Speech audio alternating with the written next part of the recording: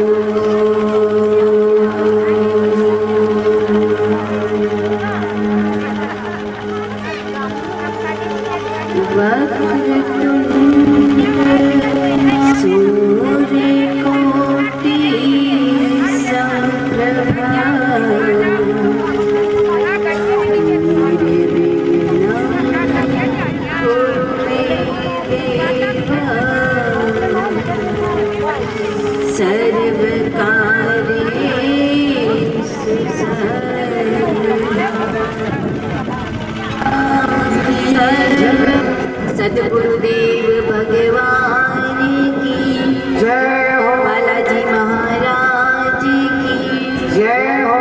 कृष्ण कन्हैया लाल की जय हो। जन बाबा की जय हो।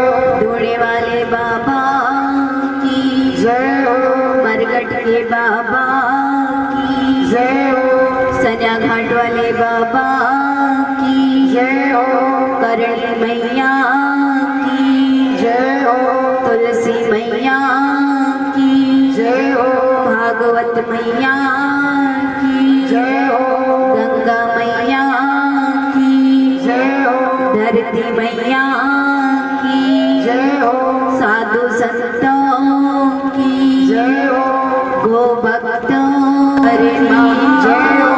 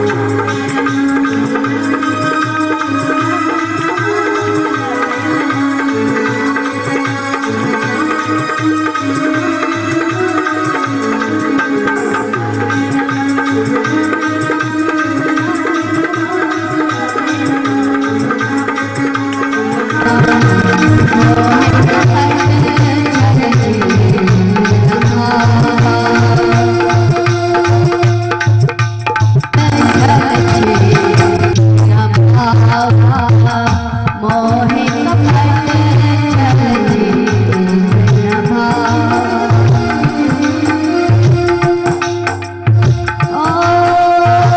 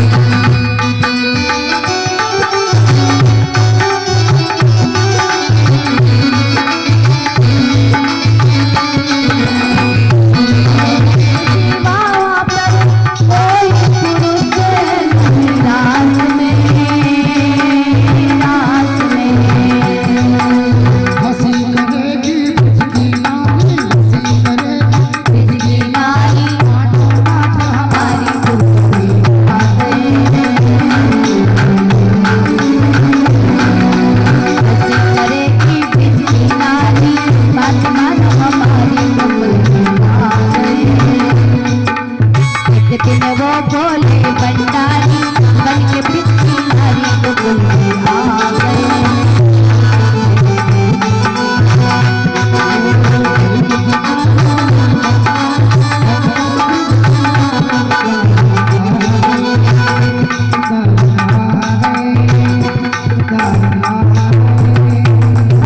सब नीचे गिर जाते हैं। दूसरा गुस्सा मारते ही कंस बेहोश हो गया और तीसरा गुस्सा मारते ही कंस का नाम सत्य कर दिया। मेरे भाई बहनों, आज कंस का उद्धार ठाकुर जी के द्वारा हो चुका है। यहाँ पे मेरे भाई बहनों, ठाकुर किसी को मारते नहीं है, वो केवल मात्र आशीर्वाद देते हैं, उनका कल्याण करते हैं। लेकिन अपने कर्मों के कारण, अपने दुख के कारण ही लोग खुद मरते हैं। ठाकुर किसी को मारते नहीं।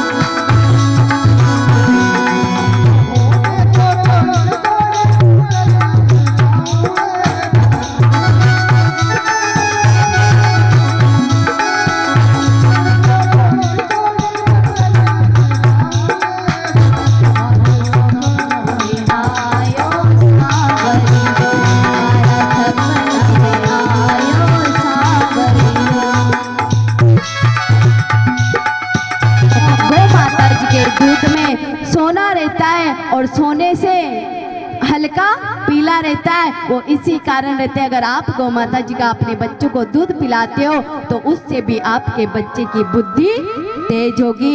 लेकिन आजकल कोई भी अपने बच्चों को दूध गौ माता जी का नहीं पिलाते हैं, क्योंकि अगर आप भैंस का दूध पियोगे तो भैंस के दूध पीने वाले बच्चे को आलस्य आते हैं, और गौ माता जी के दूध पीने वाले बच्चे को कभी आलस्य नहीं आते।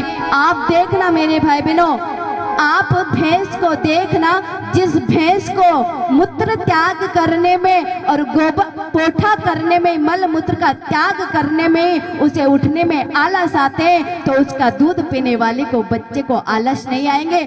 आप कभी भी देखना, भैंस अपनी जगह बैठे बैठे ही मूत्र मूल का त्याग कर लेती है, उसे उठने में भी इतना आलस आते हैं। और गौ माता जी को देखना, गौ माता जी कभी भी बैठे बैठे ना तो गोमूत्र का त्याग करती है ना गोबर का त्याग करती है, वो खड़े होके अपने स्थान में गोबर और गोमूत्र का त्याग करती है। लेकिन भैंस के साथ ऐसा नहीं है।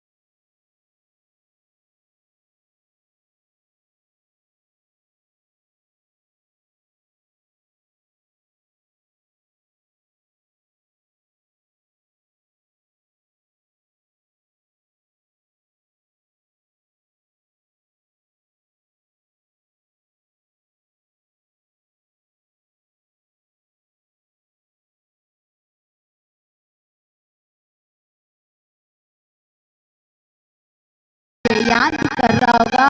इसलिए बच्चों को गौ माता जी का दूध पिलाना चाहिए। और आप ऐसे विश्वास नहीं हो रहा तो ऐसे देख लो ना, गौ माता जी का बच्चा जब छोटा होता है तो उसे क्या बोलते हैं? गौ माता जी होती तो याद रहती कि क्या बोलते हैं। गौ माता जी का बच्चा जब छोटा होते है तो उसे बछड़ा बोलते हैं, थोड़ा और बड़ा हो जाता है तो उसे नारिया बोलते हैं, थोड़ा और बड़ा हो जाता है तो उसे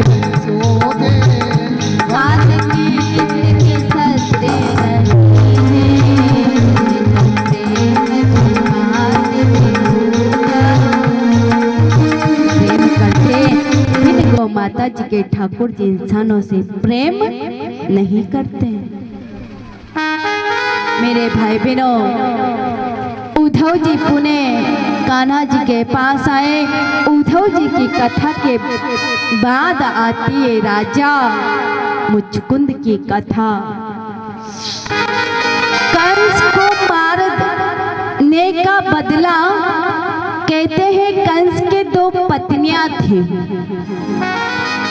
एक तो थी अस्थि, एक थी प्राप्ति। ये दोनों पत्नियां थी और इनके पिताजी का नाम था जरासंध। कहते हैं कि जैसे ही जरासंध को पता चला मेरे भाई बहनों कि उस छलिए ने, उस कपटी ने मेरे दामाद को मार दिया है, कंस का बदला लेने के लिए जरासंध बार बार ब्रिज में आक्रमण कर देता।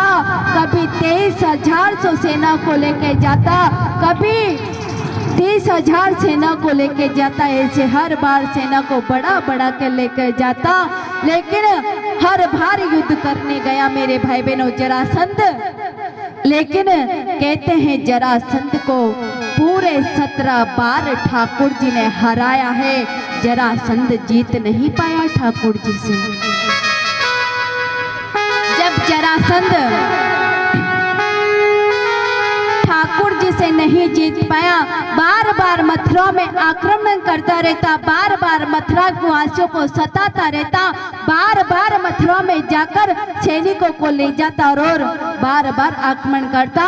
लेकिन हर बार जरासंध को ठाकुर जी हरा के भगा देते। कुल 17 बार जरासंध को ठाकुर जी ने हराया है। लेकिन जब ठाकुर जी ने 17 बार जरासंध को हरा डाला तो वापस जरासंध ने हार नहीं मानी, फिर विचार किया और जरासंध मेरे भाई बहनों काले वन को अपने साथ लेकर आया और फिर ठाकुर जी पे आक्रमण करने की घोषणा कर दी कि बाहर निकल का ना, तूने मेरे दामाद को मारा, आज कुछ भी हो जाए तो ये मार के ही हम शांति लेंगे, नहीं तो हम शांति से बैठने वाले नहीं है। लेकिन ठाकुर जी ने विचार किया कि ये समय युद्ध करने का नहीं है। उससे पहले मेरे भाई बहनों ठाकुर जी ने उनसे युद्ध ना करके पूरी मथुरा वासियों को एक वृंदावन धाम बना के वहां पर सभी को भेज दिया। रातों रात सभी पूरी नगरी वालों को वहां पर द्वारिका में भी एक द्वारिका नगरी बनाई बहुत बड़ी, और द्वारिका नगरी बनाकर सारे ब्रिजवासियों को, सारे मथुरा वासियों को, गो ग्वालों को, ब्राह्मणों को, गौ माता जी को, सभी को वहां पर भेज दिया द्वारिका के बाद में सभी लोगों को भेज दिया। जैसे ही सुबह हुई, कालियावन और जरासंध महल के सामने गेट के पास में ही खड़े थे। उनको देख के ठाकुर जी कालियावन से वध न करके सीधा जंगल की ओर दौड़ लगा दी। आगे आगे ठाकुर जी दौड़ रहे हैं, पीछे पीछे कालियावन दौड़ रहा है और जोर जोर से चिल्ला रहा है, ए रणछोड़ तू भागता किधर है, एक बार मेरे पास तो हाँ, फिर मैं देखता हूँ कि तूने जिस तरह जरासंध को हराया उस तरह एक बार मुझे भी हरा के बता। कहते हैं मेरे भाई बहनों उसी दिन से ठाकुर जी का नाम रणछोड़ पड़ गया था। बोलिए रणछोड़ ठाकुर भगवान की। धीरे धीरे मेरे भाई बहनों भगवान आगे आगे भाग रहे हैं और वो कालियावन पीछे पीछे भाग रहा है। लेकिन धीरे धीरे भागते भागते जंगल में एक गुफा आई। ठाकुर जी उस गुफा में घुस गए और उसी गुफा में राजा मुचकुंद सोए हुए थे, क्योंकि राजा मुचकुंद को आशीर्वाद मिला हुआ था। कहते हैं देवासुर संग्राम में जब युद्ध हुआ था तो राजा मुचकुंद युद्ध करने गए थे। कई वर्षों तक इनका युद्ध चला, सभी राक्षसों का इन्होंने दानवों का वध किया। तो युद्ध करते करते राजा मुचकुंद थक गए थे। थक जाने के बाद में राजा इंद्र ने प्रसन्न होकर कहा कि बोलो राजा मुचकुंद, आपने हमारी बहुत सहायता की है, आपने हमारी ओर से बहुत युद्ध किया है, अब आपको क्या चाहिए बोलो, आपको जो चाहिए वो आप हमसे मांग लो।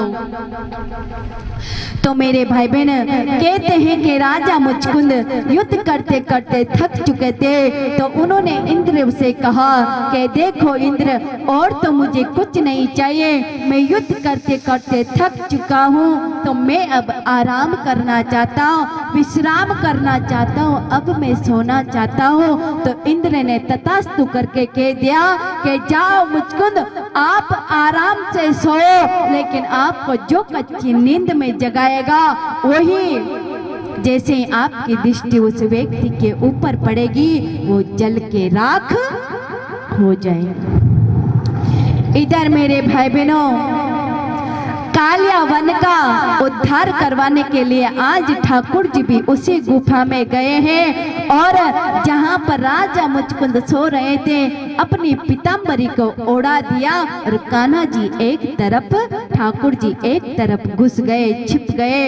जैसे ही कालियावन उस गुफा में गया, जोर जोर से चिल्ला रहा है, रुक तो जा, कहाँ छुपता है, रुक तो जा, कहाँ छुपता है, तू मेरे से डर गया इसलिए मेरे आगे आगे भाग रहा है, एक बार तू पकड़ में तो आजा, देख मैं तुझे कैसे मारता हूँ। मेरे भाई बहनों, जैसे ही कालियावन उस गुफा के अंदर गए और पीला पीतांबर भगवान ने राजा मुचकुंद को ओढ़ा रखा था। कालियावन ने सोचा कि मेरे डर की वजह से ओढ़ के सो गया है। और कहते हैं मेरे भाई बहनों, जो नींद में व्यक्ति सोता रहता है उसे कभी जगाना नहीं चाहिए, उसे परेशान नहीं करना चाहिए। तो वो कालियावन जगाने की कोशिश कर रहा है कि उठ, तू क्यों मेरे डर के मारे सो गया है। तो भगवान सोच रहा है कि वही सो रहा है, लेकिन उस जगह पे राजा मुचकुंद सो रहे थे। तो कालियावन ने जोर से लात मारी 2-3 और जैसे ही राजा मुचकुंद के लात पड़ी मेरे भाई बहनों, राजा मुचकुंद कई वर्षों के सो रहे थे, कई वर्षों से विश्राम कर रहे थे, तो थोड़ा उठने में टाइम लगा। जैसे ही राजा मुचकुंद उठे मेरे भाई बहनों, जैसे ही कालियावन की ओर दृष्टि डाली, कालियावन वहीं जलकर राख हो गया। आज ठाकुर जी ने राजा मुचकुंद के द्वारा कालियावन का वध चतुर्भुज रूप भगवान ने दर्शन करवाए और राजा मुचकुंद ने मेरे भाई बहनों ठाकुर जी से भक्ति मांगिए कि ठाकुर, अगर आप मेरे पास चल के आए गए हो तो मुझे आपके चरणों में एक ही प्रार्थना है, हर समय मुझे ऐसे ही दर्शन देते रहना, ऐसे ही भक्ति देते रहना। कहते हैं मेरे भाई बहनों, फिर वही राजा मुचकुंद जब इस धरती पे आए तो नरसिंह मेहता बन के इस धरती पे ठाकुर जी की महिमा को पूरे हिंदुस्तान में फैलाई थी। नरसिंह के रूप में राजा मुचकुंद को इस धरती पे भेजा था। अब कथा आती है मेरे भाई बहनों, राजा मुचकुंद के बाद में कथा आती है ठाकुर जी के विवाह की। अब ठाकुर जी थोड़े बड़े हो गए हैं, ठाकुर जी का विवाह करना है, लेकिन ये कहते हैं कि पहले बड़े भाई का विवाह होता है, उसके बाद ही छोटे का विवाह होता है। तो पहले बलराम जी का विवाह करवाया। बलराम जी का विवाह मेरे भाई बहनों, रेवती मैया से बलराम जी का विवाह हुआ। कृष्ण भगवान का विवाह रुक्मणी मैया से हुआ, लेकिन इसमें बहुत कठिनाइयाँ कहते हैं मेरे भाई बहनों। भिक्षम की बेटी थी रुक्मणी और रुक्मणी का भाई था रुक्मी, लेकिन रुक्मणी मैया ठाकुर जी से अपार प्रेम करती थी। अपार यानी कि ठाकुर जी की लीला करते करते वो भगवान से प्रेम कर बैठी थी और भगवान को अपने अंदर ही अंदर पति मान बैठी थी। पहले की नारियां ऐसी हुआ करती थी मेरे भाई बहनों, जिसको पति रूप में मान लेती है उसे ही अपना पति मानती थी, फिर तन किसी और को मन किसी और को नहीं देती थी। लेकिन इधर रुक्मणी मैया को पता चला कि मेरे भाई रुक्मी ने दोस्ती निभाने के चक्कर में शिशुपाल से मेरा विवाह तय कर दिया है, लेकिन मुझे शिशुपाल से विवाह नहीं करना है, क्योंकि मैं ठाकुर को अपना पति मान बैठी हूँ। मैं मन भी उन्हीं को दूंगी और ये तन भी उन्हीं को दूंगी, मैं किसी और को अपना पति स्वीकार नहीं करूंगी। मेरे भाई बहनों, जैसे ही रुक्मणी मैया के गुरु थे उनके पास सारी बातें ये जाकर रख दी। रुक्मणी मैया ने कहा कि गुरुदेव आप कुछ भी करो, लेकिन मैं तो ठाकुर जी को अपने आप में पति मान चुकी हूँ। मैं बिना ठाकुर जी के किसी से विवाह नहीं कर सकती और मेरी सगाई मेरा विवाह मेरे भाई रुक्मी ने शिशुपाल के साथ सेट कर दिया है। उनसे मित्रता रखने के लिए उनके साथ रख दिया है, लेकिन गुरुदेव मैं उनसे विवाह नहीं करना चाहती। आप कुछ भी करके ये मेरा प्रेम पत्र ठाकुर तक पहुंचा दीजिए, एक बार उनके पास पहुंचा दीजिए। अगर वो आ जाएंगे तो ठीक, नहीं तो मैं आत्महत्या कर लूंगी। लेकिन आत्महत्या करना मेरे भाई बहनों बहुत बड़ा पाप बताया है, इसलिए तुरंत